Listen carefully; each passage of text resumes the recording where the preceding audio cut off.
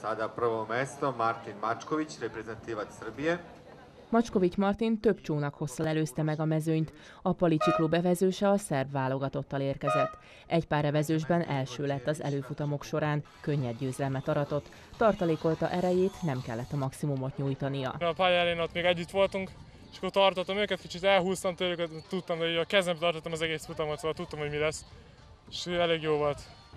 Za njim drugo mesto Uroš Dimitrijević, veštački klub Smederevo.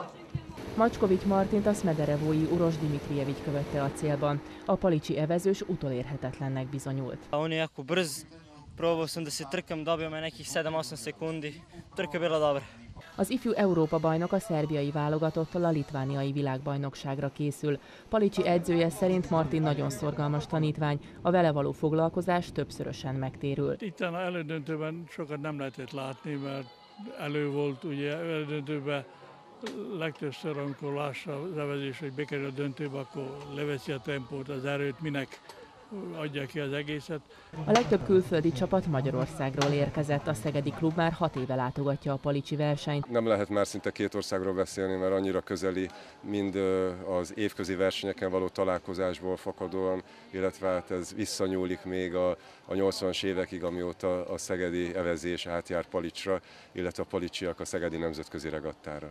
A vasárnap délutáni döntőben 17 futamot rendeznek, ezután adják át a díjakat.